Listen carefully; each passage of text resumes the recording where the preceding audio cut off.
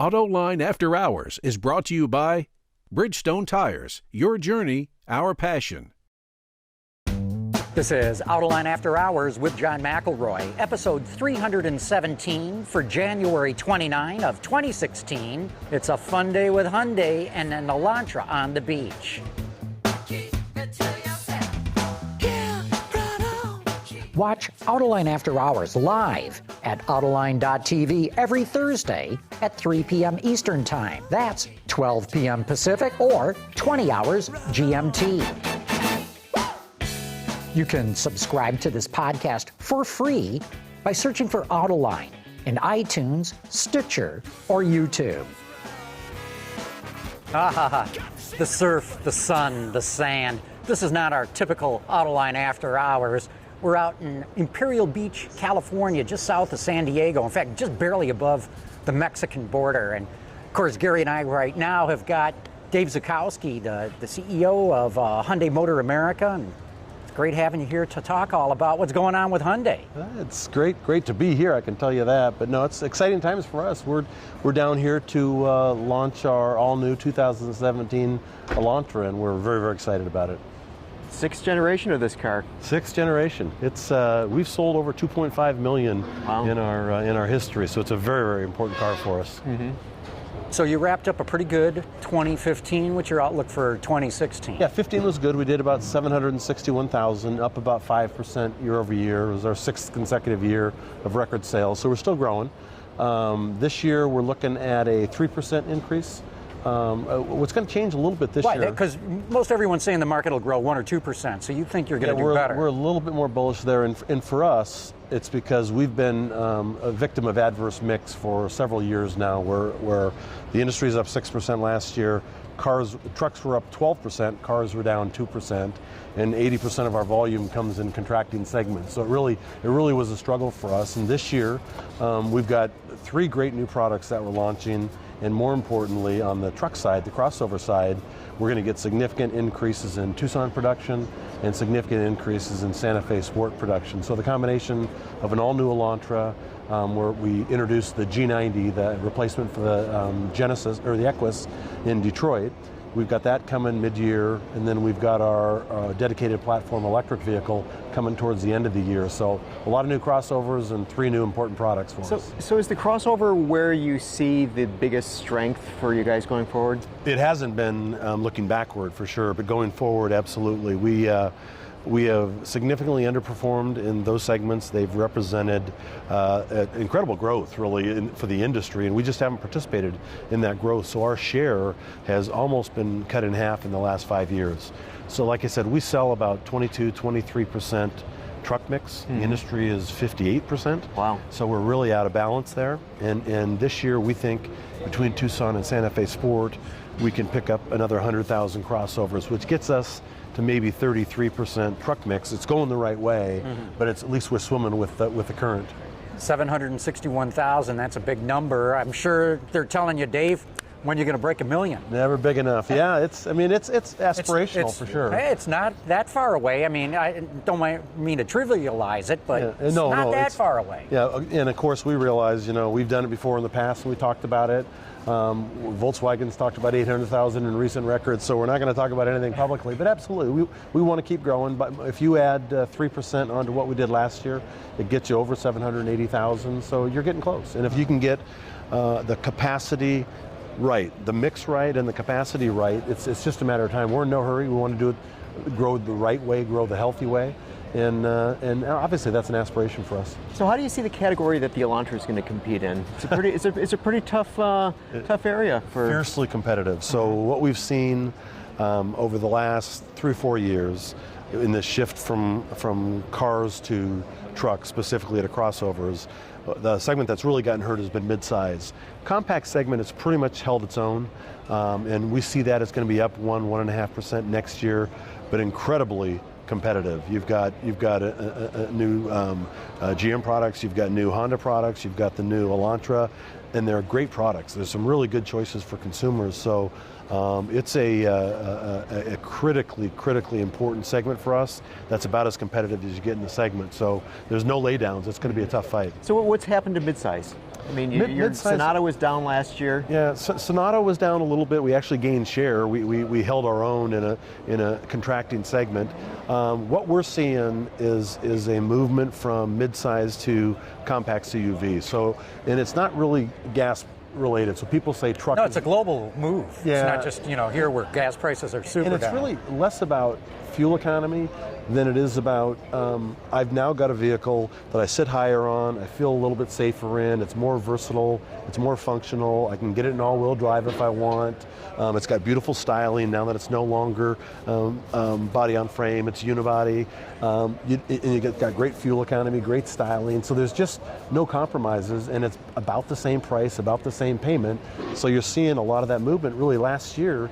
RAV4 and CRV were outselling Accord and Camry, which just never happened before. And it's consumer driven and it's great products, and we don't really see that changing. You might see some of the growth in the full-size pickup and the body-on-frame SUVs. When gas prices go back up, which they inevitably will, that may soften a little bit. But we don't really see any softening coming in crossovers. We see room in the B segment CUV. That's so now compact buyers may start migrating to B segment CUVs for the same reason that midsize went to compact CUVs. So we think we see continued growth there. Total truck will probably cap out somewhere between 58 and 60% of the market, which is a lot higher than anybody ever expected. Ever, yeah. Now you guys don't play in the light-duty pickup market. Last year in Detroit, you showed a concept that had a bet on it. Right. Are you thinking about this? Oh, absolutely, very seriously. We've done a lot of work on it since Detroit of last year. We've got a lot of engineering resources thrown against it right now. We like the segment. We think it's a bit of white space. We call it an open bed utility. It's not intended to be a truck. It's not going to be seen off-road. It's not going to be seen on construction sites. We think there's a lot of people that buy pickups for 2 or 3 times a year that they might need to use them. And we think this type of vehicle with a lot of functionality, bed extender, tonneau cover, that can fit the needs of a lot of those people. We've done a tremendous amount of research on here. To be honest with you, this is strictly a U.S.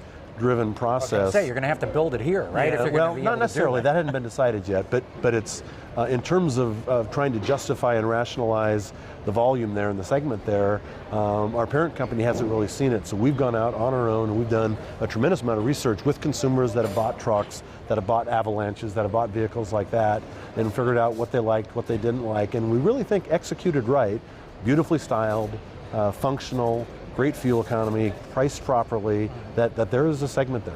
Mm-hmm. So does the new Ridgeline give more purpose to this? Not really. Ridgeline has gone more the traditional pickup route, and we're not trying to go there at all. It's really a different concept altogether. A lot have tried it. We had a lot of people talking about Bajas and things like that when we first showed it in Detroit. But we think it's white space that nobody really has captured, and we don't have.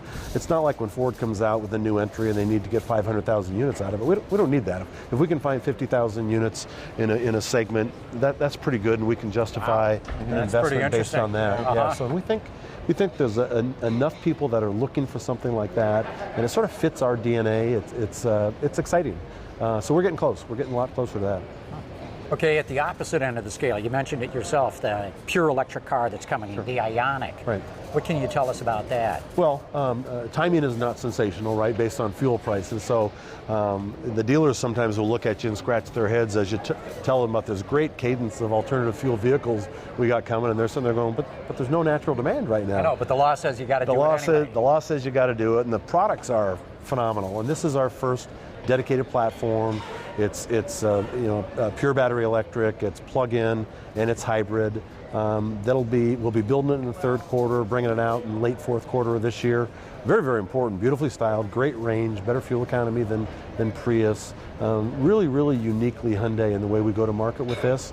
And it's important for us because you look at Nissan and they've tried to own electric, and obviously Prius owns hybrid, and we're later to the party than some, but we think we're coming pretty well dressed. Mm-hmm. So are all 3 types going to be available at the same time, or are you going to have a cadence to that? They'll be staggered. The plug-in will be the last. I think the battery electric is first, followed I think 30 to 45 days later by the HEV. But the last will be the plug-in, which is I think like 6 months later. So has the Bolt changed any of your thinking in terms of the electric? No.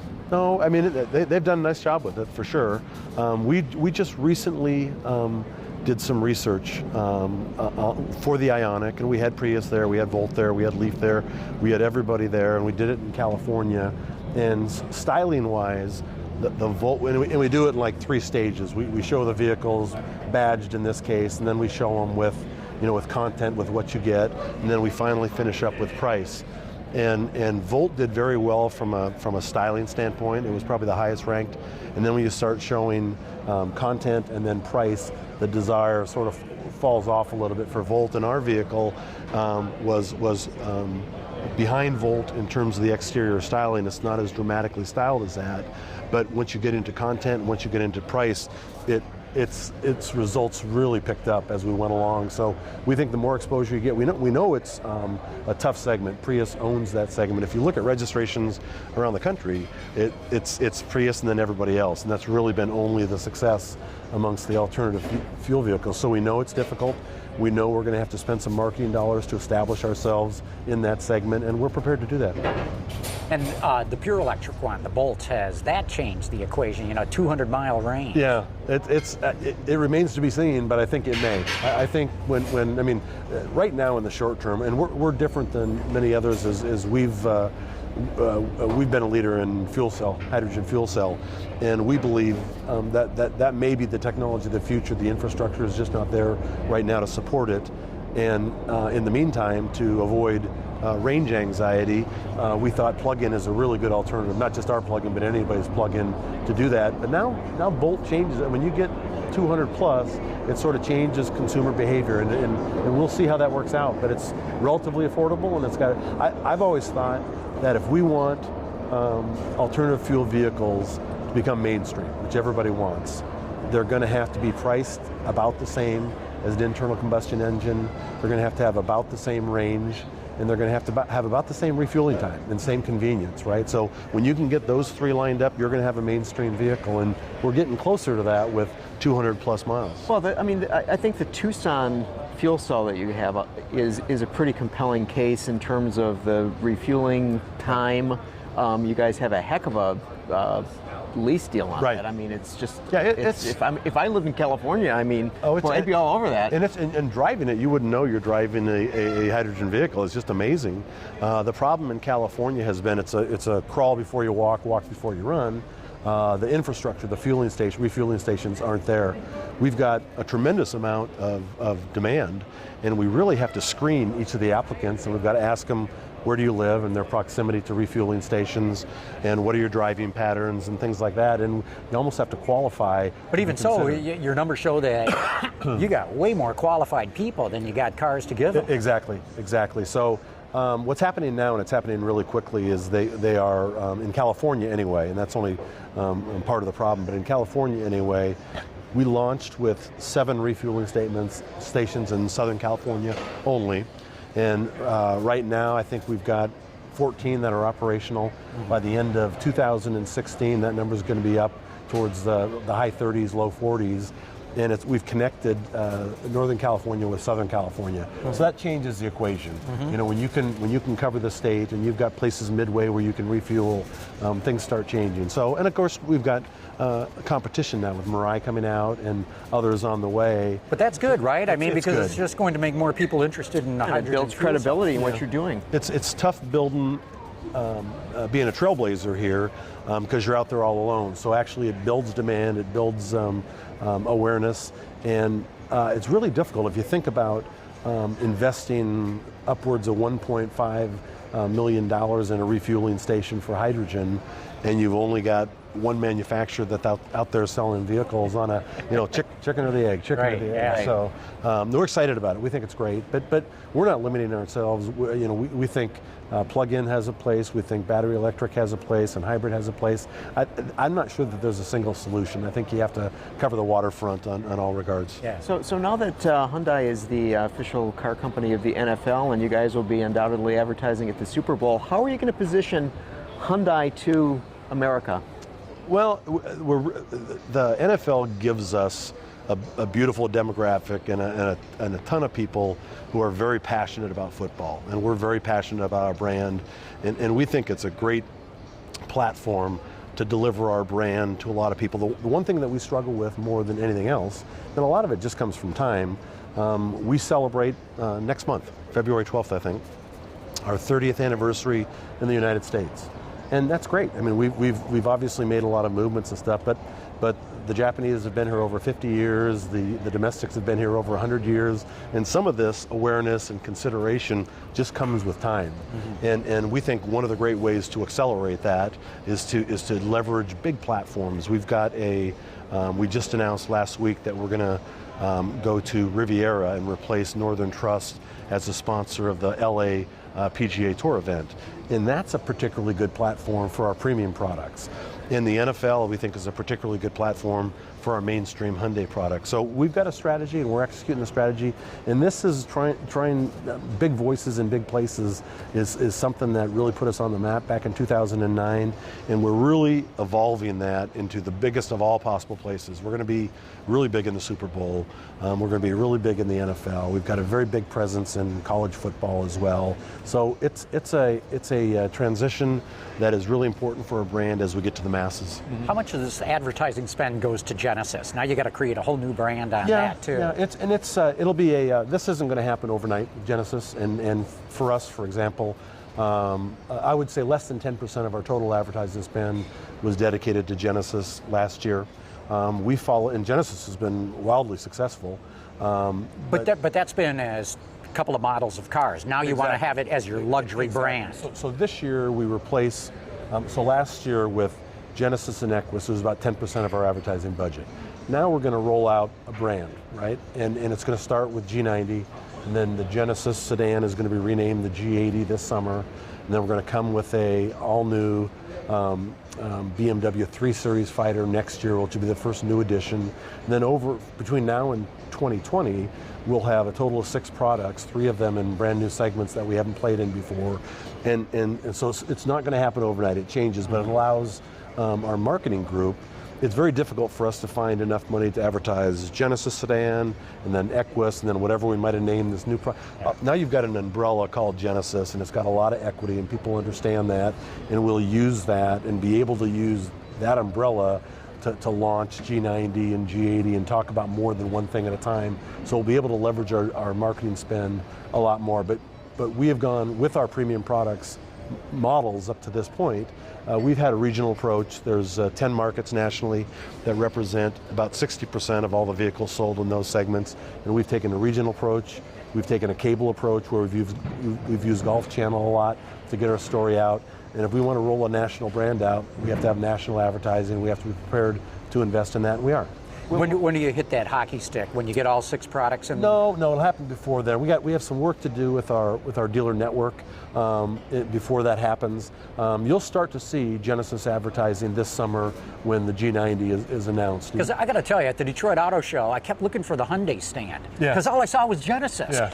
It was at least during the media days. Then for the public days, it reverted back to Hyundai. That was the quickest transition you'll ever see as we went from the Genesis stand to the Hyundai stand. But no, we are not going to become. This is a tough business. The premium business is a very difficult business, and we've got great product. We still are competing against very, very prestigious and proven brands in those segments. We spent the better part of 7 years already selling to those owners, so we know what they want and what their expectations are. And this is a natural evolution for us as we expand our lineup. Very difficult to expand that lineup and try to do it within the Hyundai family showroom. It's just almost impossible. Mm-hmm. So this is a natural step, we think, and we're just not going to hurry it. I think the first big manifestation that you'll see of the brand is these incremental products that start coming out. Because right now we'll start building the brand, we'll start building the network, and then we'll get the incremental products that sort of deliver at home. So it's over the next 1 to 2 years, you're going to definitely see a Genesis presence exerting itself. So you guys have a big challenge this year. I mean, with the iconic products coming out, which are new to the Hyundai notion. If you think about it, it's we've always underperformed in the CUV segments in terms of representation. And they've been great products. We just haven't had enough of them, and now we're going to build 100,000 more of those. So we got to get people to realize that we're a brand that sells a great lineup of CUVs. That's number one. And then we're rolling out a premium brand nationally, and we got people to think. You need to think about Hyundai when you're think about Genesis when you're thinking about a premium car purchase. And then we need to become known as the alternative fuel place too to stop. So Dean Evans, our new CMO, has got he understands there's not enough dollars in the world for anybody to try to do this individually. You've got to create these halos, and Genesis allows us to create a halo for all of the Genesis vehicles, and we'll have a halo for our crossover vehicles, and we'll talk about a family of vehicles, and we'll do the same thing for Ioniq. So I think that's really important that we stay targeted, that we stay on strategy. And but you're right, there's an awful lot of work to be done. And then you got to sell Elantras too. We do. You can't forget what you already have in the showroom. That's for sure. Yeah, those are the ones that brought us to the dance. That's right. Absolutely. Dave, what do you make of all this talk in the industry right now of mobility services, car sharing, ride sharing? Just in the month of January of 2016, it's amazing how this has just exploded on the scene. We're seeing big companies like GM and Ford make big bets on the table. What's the thinking at Hyundai about all this? We're making big bets as well. We haven't made as big a splashes about it, but we're looking. To be honest with you, everybody is trying to figure out where this all shakes out. And my personal belief is there's definitely going to be a sector in the industry for car sharing. Is it commercial or is it retail? Does it? We have a lot of the companies are trying to get upstream in the OEMs and try to get their black box materials built in to improve their efficiencies. And so there's a lot of conversations going on beyond with all the OEMs and all the folks getting into that business. It will change the market for sure.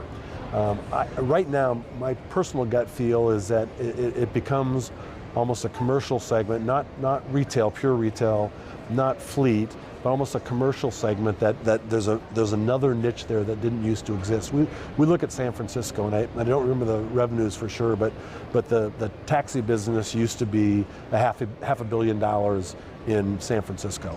Then Uber came in, and the taxi business went down to about $200 million. But the total Uber and taxi business went from $500 million to about $700 million. Wow. So it created a new market, a new niche. And I sort of see that's where this is going, is there's going to be a new niche. It's not going to be huge. Maybe it's 20% of the market. And that will have an overall impact on the number of. I'm probably more on the conservative side in terms of industry forecasts, because I see this change in the way Gen Y in particular may buy cars in the future, or not buy them, or not buy. They're not as willing to invest in something that 90% of the time is not being used and it's depreciating 100% of the time, and it's just they'll look at it a little bit differently than we did growing up. That being said, I don't think that I think you'll have fewer multiple vehicle households, but you'll still have obviously households, but vehicles. And this is part of the move to crossover, is the ability to be versatile, to be able to haul people and to haul other things and to be fuel efficient and to be stylish.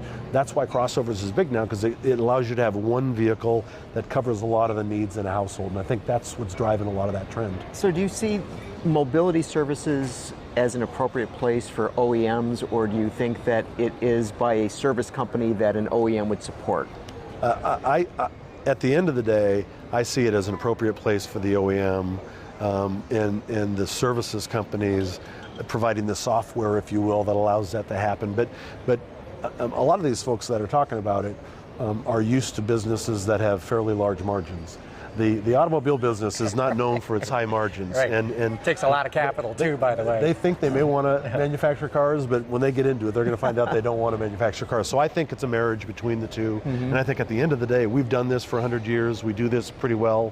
They do what they do really, really well. So there is a marriage there, but ultimately I see it as a role of the OEM. So within Hyundai, is it is all this talk of mobility happening more in the U.S. or more in Korea? Korea's taken most of the lead on this, to be honest with you. And obviously we're following their lead and developing new technologies, but most of the news you read on this at Hyundai has a Seoul byline right now. And so has Uber come to talk to you guys? We've talked to Uber, yeah. They've got a very interesting business model.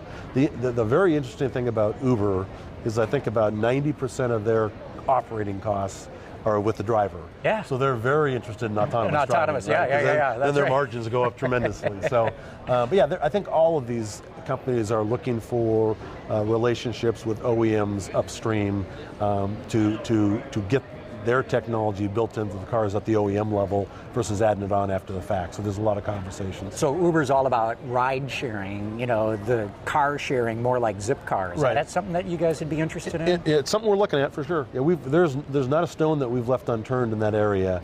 We're trying to evaluate where the real growth is, where there is stake and where there is substance. And there's a lot of sizzle around some of these things that sound really, really cool until you look into them and you go, I don't know how that's ever going to pencil. It's just not a viable model. But for sure, the world as we know it is absolutely changing.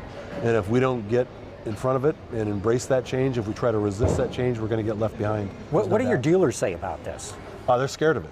Because they've grown up in a model that there's two things that are changing. Obviously, that piece of it is changing, and the other piece of it is consumer behavior is changing. So the way they've sold cars for 50 years is not the way. There's 80 million Gen Yers that are out there, and about 65% of them are going to be buying a car in the next 5 years, either new or used. It's a huge number, and they don't shop, and they don't buy the same way as their predecessing generations did. And we are working, I think every OEM is working really closely, trying to come up with net pricing ideas, and because they just aren't going to they'll spend 10 hours online shopping. They are so much better equipped by the time they go into a showroom. They don't want to go through the 5-hour process in a showroom. They want to buy online. They want to go in. Yeah, they want to buy online, and e-contracting is coming, and that's happening. The way we look at it, they go into a dealership for one of three reasons. One, they want to test drive the vehicle. You can't do that online. You need to, and Porsche is building test drive centers and everything, but generally speaking, they'll go into a store to test drive a vehicle. And we tell the dealers, if you guys don't have one of everything front-lined and washed and gassed and ready to go with a predetermined route, and then you're not appealing to what they want to do. Number two is they need a second level of information. They can get information, they can Google it, but all this technology is so complex now, they need somebody to help them go through that. And if you don't have a sales staff that's very well educated, that's trained on all the operating features of the car, that can show you how to map your navigation, that can show you how to use your voice activation, then again, you're not serving their needs. And the third piece is they want to develop a relationship. They want a smiling face in what can often be a really hostile environment, right? So they want to come into the store, they want to build a relationship, they want to get more product information, they want to test drive the vehicle, then they want to get the hell out of there. I mean, they don't want to spend much more than an hour in there. Everybody uses an hour, I'm not sure if it can physically be done, but they don't want to spend all day in there because they spent on average 8 to 10 hours online shopping. And in many cases, they know more than the salesperson. And they know what the average transaction prices are, and they know what their used vehicle is worth. And they know what all the programs are, 0.9% financing, $199 leasing, and if they go in there and the dealer tries to pull all his old tricks, like under-allowing on their trade or putting a supplemental sticker on the window, they're going to leave. They're going to get frustrated and leave, and you're never going to see them again. And that's the training process that we're going through. And it's not just premium brands, it's every brand. Everybody is up against the same thing. So whole new world from a consumer standpoint, and I think it's going to be good for the business because ours is one of the few businesses that still has high discounts and over-allowance. I mean, it's a fading phenomenon. It just doesn't happen much anymore. It still happens in automotive, and consumers are still buying vehicles that way. I mean, baby boomers are still the biggest generational cohort that buys vehicles, but by 2017, we're not very far away from that. It's going to be Gen Y. No kidding. It's going to be Gen Y. So is this why you guys have taken leadership, I think, in terms of Apple CarPlay, Android Auto, that you're recognizing this new generation? Yes, we think that fits our brand. We think, we love this whole concept of democratization of technology. So A year and a half ago, we introduced the new Genesis in Scottsdale, Arizona. And I can remember standing up talking about segment first and Hyundai first in terms of safety, lane departure, emergency automatic emergency braking, all that. This was a year and a half ago. And then we went last summer to Minneapolis with Tucson, compact segment, same technology on Tucson. And now, tomorrow, we're going to talk about Elantra, and it's going to have a lot of that same technology in a compact car segment. Yeah. So we've taken what used to be the domain of premium cars, luxury cars, and now you get it in an entry-level compact car. So that's changing. We think that's uniquely fits us as a challenger brand that wants to surprise people and do something that you're not expecting. You know, be a not an and or brand, but something that you don't have to make compromises on. You can get beautiful styling and great technology. You can get this and this. You don't have to make decisions between one or the other, and we think that fits us really well. And a good value proposition. Yeah, exactly. And it fits the Gen Y buyer too. We want to be ahead of that curve. Well, Dave Zuchowski, we could keep you here all week. Yeah. Such a nice sight. If it was raining, I would have been gone a long time ago. So would we. Yeah, that's right. But thanks so much for stopping by and talking all about what's happening at Hyundai. Really great talking Really with you. enjoyed it. Great seeing you, John. Cool. Thanks, Very Gary. good. Nice to see you. So we're going to be back in just a moment here, folks. We got a lot more to talk about at Hyundai. We're going to dive into more details on the Elantra here. But first, we're going to give a shout out to our friends at Bridgestone. Welcome back to Imperial Beach. No, this is not a great green screen behind us. This is the real thing. And joining us right now is Scott Margason. He is the Director of Product Planning with Hyundai, and great to have you joining us here on Autoline After Hours. Oh, it's great to be here in Imperial Beach on such a beautiful evening. And with a beautiful car behind us here, too. Absolutely, the all-new 2017 Elantra that we're introducing in the next couple of days here. Now, this isn't just a refresh. You're talking all new here. That's right. All-new sixth-generation vehicle. The last generation Elantra was a huge hit for us, and we're hoping to do even more with this one. So it seems to me that the 2016 model Elantra is still a fairly modern car. How have you guys advanced to this new generation? Right. So the last generation that's going out as a 2016 model year, you know, it was really advanced when it came out, and I think it's held up very well in terms of design. But of course, we want to continue to evolve the vehicle, both in terms of design and in terms of other attributes like vehicle dynamics and technology. In fact, those were really the three key areas for us in terms of where do we take the Elantra. Design, and then styling looks good, especially at front end. Yeah, being a key one. Vehicle dynamics, and then introducing new technology. That's really what we wanted to focus on with a new model. What I find interesting, Scott, is this new 2-liter engine that you have in this thing. It's an Atkinson cycle. Now, that's not at all unusual to see in a hybrid vehicle, but to have it in a non-hybrid is something I didn't quite expect in this car. Right, but the performance is excellent. It actually has a little more horsepower than the last generation 1.8 liter that we had standard before, but we also get better fuel economy as well. So. And that's why you went to Atkinson, clearly, was for that fuel efficiency. Absolutely.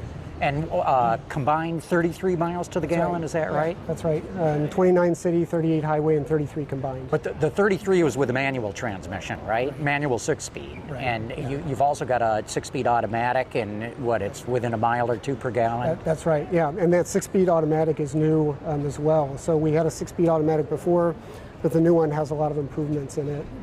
And there's another transmission now. Isn't there a dual clutch for this model as well? That's right. So we're introducing now 2 powertrains. So the standard powertrain is the 2-liter Atkinson with a 6-speed automatic. And then we'll have an Eco model, which is a 1.4-liter turbo engine. And that engine has our 7-speed dual clutch transmission mated to it. Right. And I think, if I remember right, that's rated at 35 miles to the gallon. Not official yet, but based on our internal estimates, right. That's our target, 35 I find that such an interesting combination of an Atkinson 2-liter engine that has more horsepower than the 1.5 turbo, but the turbo has got more torque Right. and of course the 7-speed transmission. Right. What's the thinking behind that kind of combination of engine, turbo, transmission, and all? Right, exactly. So in the case of the 2-liter, we felt for that powertrain, the 6-speed automatic was the best fit for it with the Atkinson cycle. But in the case of the 1.4 Kappa, this is our eco model, so it's an eco-focused vehicle and has an eco-focused DCT. So you can have a dual clutch transmission that's very performance-focused.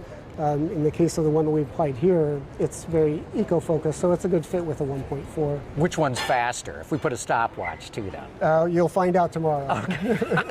So when you're doing the planning for this vehicle, and you had this opportunity all new, which vehicles did you guys truly benchmark and say we've got to beat them?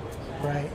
Of course, we're benchmarking other vehicles in the segment, the big powerhouses like Civic and Corolla, and looking at vehicles that have a sporty reputation, like Mazda 3. Mm-hmm.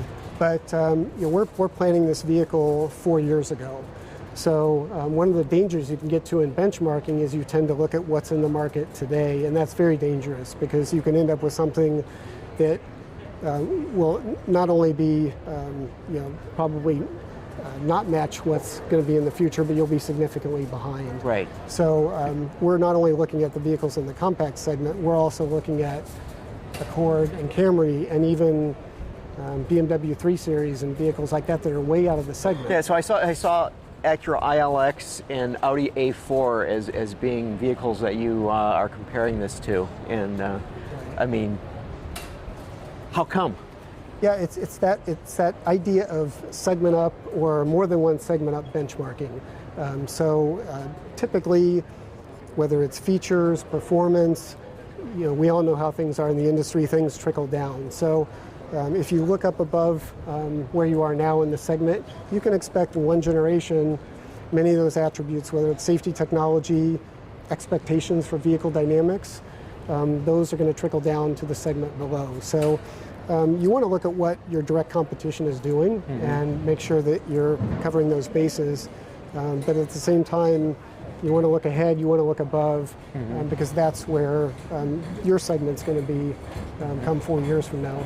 And of course, one of the big stories on this car is the interior packaging, both passenger room and cargo room. And I think that's another reason why you're comparing it to these premium cars that one would think would be roomier inside, but yours stacks up awfully good. Right, exactly. If you say Hyundai Elantra and Audi A4, most people would probably think, oh, the Audi's a premium vehicle, must have a bigger, nicer interior. But we're actually bigger, we're actually big enough, like the last generation, where the vehicle's large enough to be considered a mid-size car by the EPA in terms of the interior volume. So it's quite large inside, even though you look at the vehicle, very sleek, very dynamic profile. And only marginally bigger than the preceding one. Right, yeah, just a little less than an inch longer, inch wider. We wanted to do that to continue to have a good proportion. That's so important to design. But that, in terms of some other packaging changes, we've been able to still have a great interior size. So is packaging a key decision point for customers in this segment? It is, and I think it's actually a strength of Hyundai. So I think we're in a good position to deliver on that. One of the interesting things now about the compact segment is that it's not a segment that people are in because they're just settling for a smaller car when they'd really rather have a mid-sized car, they'd rather have a premium car. I think a lot of times that's the way we tend to think of the compact segment. But when you talk to consumers, it's really a place where they've intentionally landed there. They think it's the best place to be. They think it's an ideal in terms of size, fuel efficiency, maneuverability. It's really become a great overall package. It's not just a practical vehicle anymore. You've got great design as well. So if you can also have an interior that's roomy enough to be able to do what people want to do on a day-to-day basis, then you've got a complete package. Gary and I are not just car enthusiasts, we're industry enthusiasts. We actually think manufacturing's cool. So one of the things that jumped out at me about the new Elantra is how much structural adhesive it uses. 40 times more than the outgoing model. And of course, I believe that's one of the key reasons why this thing has got good interior packaging and a lighter weight compared to the old model. Yeah, absolutely. So the last generation Elantra used a little structural adhesives, about 10 feet.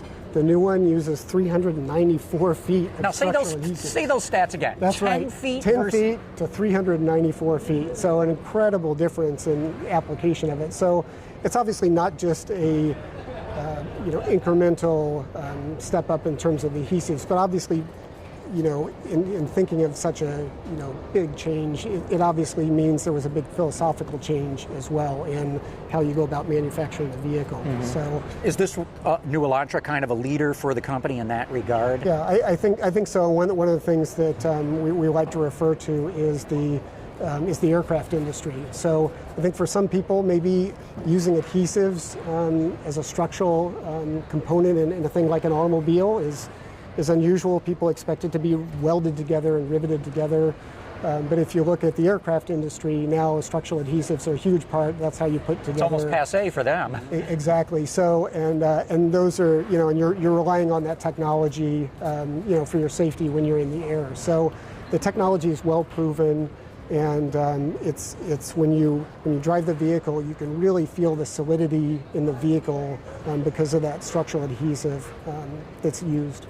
Now you mentioned that one of the key points on the development of this vehicle was the design, the styling. So the last generation had the fluidic sculpture design language. This one doesn't. Was that a deliberate move away from that? So we still consider this to be fluidic sculpture. We call it fluidic sculpture 2.0. Okay. So it's an evolution of it. We wanted to keep this sense. Fluidic sculpture was all about the vehicle feeling like it was having a sense of motion, being very dynamic. Again, whether you look at the Elantra, the Sonata, you were talking about a segment where the expectation was, in the compact segment, the expectation was very practical vehicle, very practical design.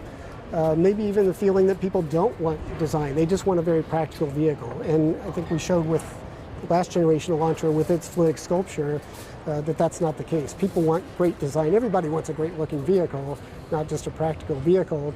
But we want to evolve it as well. We thought there was also the opportunity to go to a little bit more sophistication, a little bit more refinement, but still keep the very dynamic quality to it. Mm-hmm. And then, and also, a key part of that, as I mentioned, is not just the body surfacing, but also the proportion. So the proportion is such a huge part of vehicle design. Mm-hmm. So the little extra length that we have, the little extra width that we have, maintaining the other dimensions, really gives the new 2017 Elantra a really nice proportion. Mm-hmm. Fluidic sculpture 2.0, surfacing the add to it, and we think it's a great design. Mm-hmm. Well, good. Well, Scott, with that, we're going to wrap up this segment. Really want to thank you for stopping by and filling us in on details of the Elantra. We're going to talk with one of your other compadres here and get into yet even more details on the car, but thanks so much for stopping by. It's great being here, John. Cool. And we'll be back right after this. Whether it's on television, online, or through social media, Autoline knows how to effectively get your marketing message to the people you want to reach. Contact Stacy Eman today. Joining us right now is Mike Evanoff. He's the manager of product planning at Hyundai. And Mike, thanks for sitting in on After Hours with Gary and I. Yep, thanks for having me. Always wanted to be on the show. So oh, that's awesome. Cool. We've made your dream come true, and you've made ours. Yep. So, very interesting. Everything that you're doing with the new Elantra here. There's so many things that we could dive into here. One thing, I've got a question for you, and I got to look this up. You've got this music system called Clarify that says Music Restoration Technology. Yes. What the heck does that mean? Well, it's actually combined. We worked with our partner Harman, an Infinity premium audio system. So Clarify is their technology that's integrated into the premium audio system in Elantra. And I think we've gotten so used to over the years compressed audio, Even satellite radio experiences it a little bit at different rates. But with streaming and audio, the reproduction sometimes lacks. And the highs and the lows are just kind of gone from it. So what Clarify does, it basically analyzes that signal and tries to build in what's been taken out post-process, wise. So it really combine that with the premium audio system that has subwoofer and center channel. It really enhances that music experience. So it's just a fuller, richer sound. Yeah, it really it provides what the artist originally intended, which a lot of that detail gets lost through compression. CD is still one of the best reproductive medias, but now with USBs and MP3s and our smartphones, we just want to bring that music level back up to what it should be and provide that whole audio experience. Yeah, because when I saw music restoration technology, I thought I gotta ask them what the heck that means. So music, yes, and beyond that, the other technologies that you guys focused on, and what do you feel are key aspects of the technology that you're bringing to this product? Well, absolutely. There's a lot of technology is one of the main focuses. I know Scott talked about a lot of the engineering, a lot of the ride quality, NVH, and so forth. So that was a focus as well. But from a technology standpoint, a lot of technology that you wouldn't necessarily find in this segment just not too long ago. I mean, I remember compact cars used to be just kind of that, compact, drive around and that's it.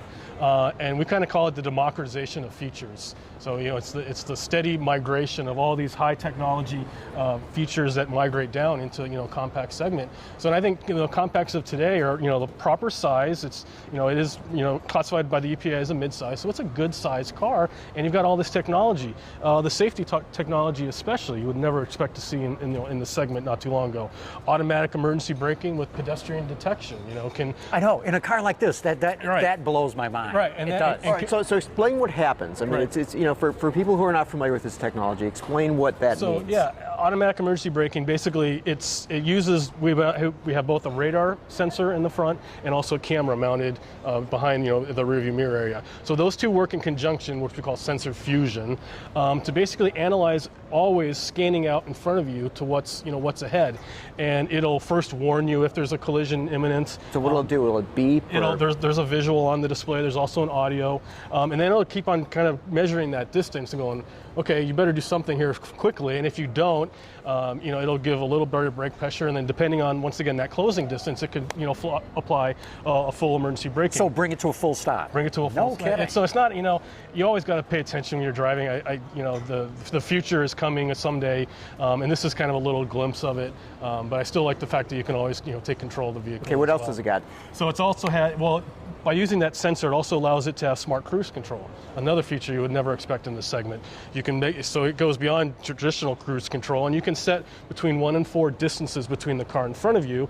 Set your speed, and basically never hit the brake or the gas until you drop below like 6 miles an hour. So if somebody pulls in front of you, it'll automatically brake and maintain that distance. They pull away, it'll accelerate back up to the speed. Combine that, also have lane keep assist, or forward collision or lane keep assist system, which uses the camera now to detect the lines in the road. And once it's detected, it kind of locks you into that lane. And if you start to deviate out one side or the other, first it'll warn you, it'll be an audible, it'll be a visual, and then if you don't make any correction, it'll actually apply a little steering torque and nudge you back in. Nudge you back right in line. Okay, but you still have your hands on the wheel. Correct. Absolutely. You're not just... Yeah, no, and if it senses the lines and you take your hands off because you think you can, it is kind of funny. You can kind of like go down the freeway, you can bounce off the line, so to speak. A little bit here and there, depending how it's set up. But it'll notice that you have not put any steering put in for a certain amount of time. It'll warn you, you need to get your hands back on the wheel. How are you going to price this safety technology? Because this stuff is killer good. Yeah. But, I just heard a safety expert saying not enough people are ordering it. Yeah, and it's definitely, it's getting more and more popular as people become aware of it. It will be basically a standalone package on our top limited trim. Another safety technology, blind spot detection, which has been in the segment a little bit, but now even more so. It's a first for Elantra. That'll be on roughly, it'll be at a lower price point, about half of it, because in all of our research, whether it's our own proprietary or third-party research, when you tell them blind spot detection, and you give them a price too, you got to give them, to determine feature demand. You just can't say I want everything without, everything costs something.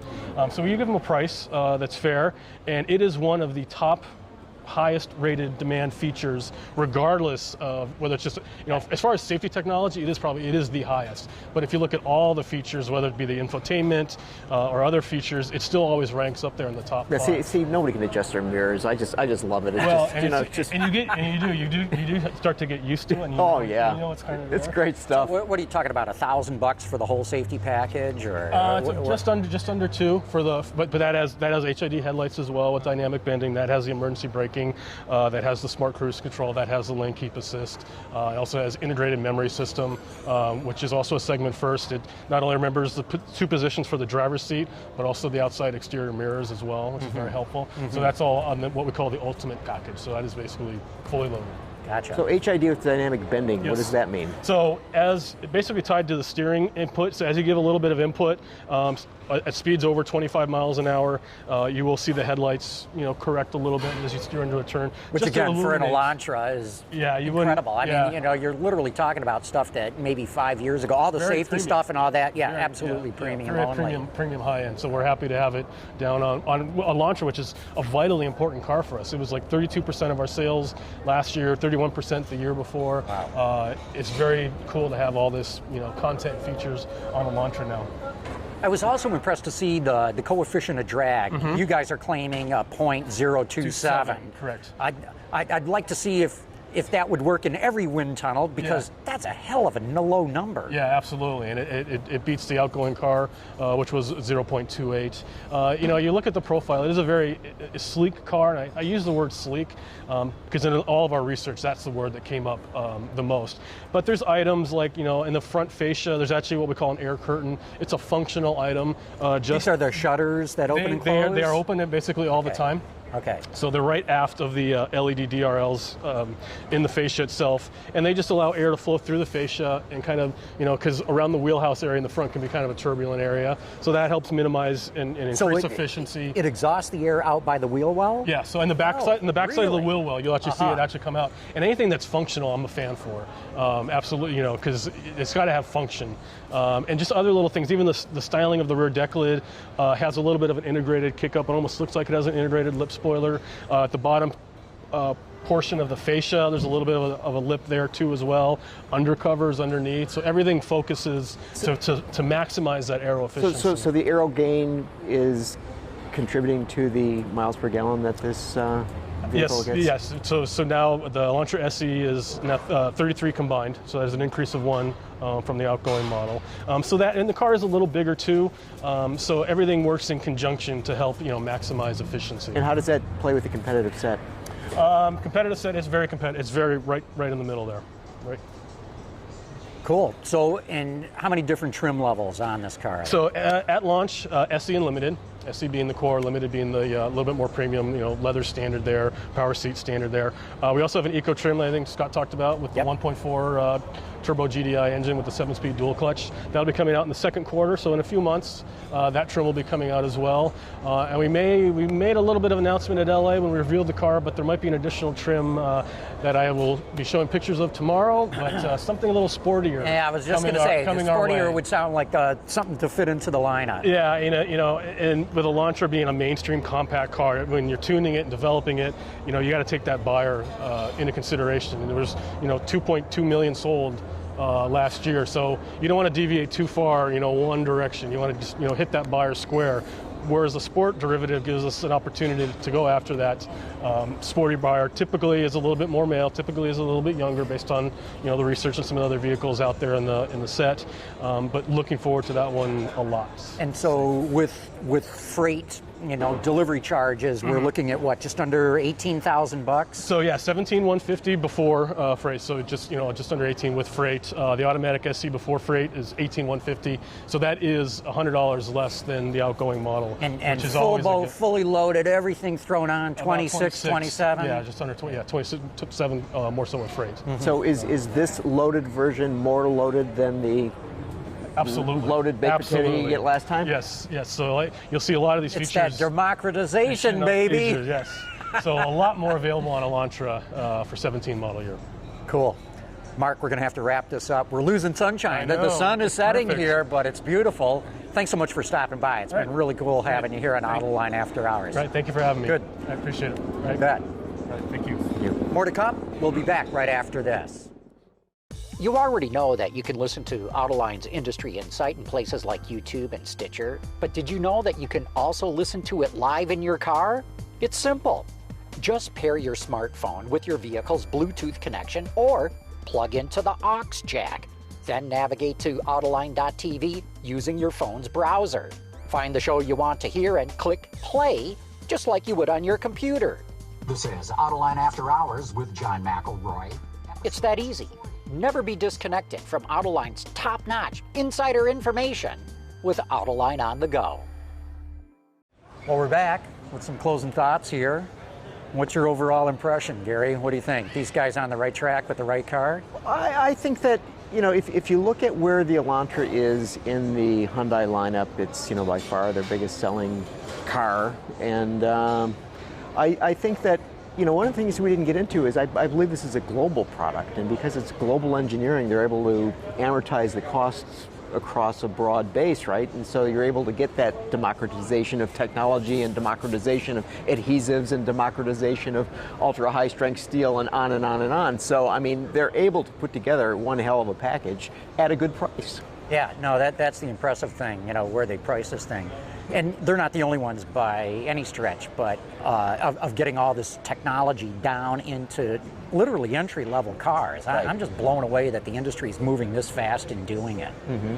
Yeah, the electronics in particular, I mean, to have adaptive cruise control on a compact car, I mean, I wouldn't have thought of that was going to be happening. I mean, just unbelievable. And also, very interesting talking with Zuchowski. I love listening to the guy because he really just lays it out there as he sees it. You know, he doesn't try to color it up or, you know, make it sound better than it is. He just lays it right out there. But, you know, you got to think, I mean, what a tremendous challenge they're taking on this year with, you know, Genesis being sort of on its own, but not exactly on its own. The new iconic vehicles that they're coming out with. I mean, man, what a challenge that's going to be to go to the market and say, hey, you know, we're Hyundai, we have these luxury cars, and oh, by the way, now we have these most advanced technology vehicles. Yes, that's fine. You know, all you have to do is tell the bosses in Korea, just give us a ton more advertising money. We'll make it all happen. Yeah, I'm sure that's going to be easy. Real good. Well, we ought to wrap this up, but this has been kind of cool out here, doing it right down by the beach and having full access to these Hyundai executives to talk about the new Elantra. But next week, back in the studio. Back in the studio, and we got to tell everybody we're going to have Bob Lutz with us in the studio next week. We're going to be talking about his newest car venture, and I know it's not going to stop there. I know he's got a million opinions about everything else going on in the industry, and we'll get into that. Absolutely. Well, good. Well, Gary and John signing off from the sands of Imperial Beach. We'll see you next week. Autoline After Hours is brought to you by Bridgestone Tires, your journey, our passion. Visit our website, Autoline.tv, where you can watch us live. Get your daily news fix with Autoline Daily and in-depth analysis and interviews with Autoline This Week. There is all that and much more at Autoline.tv.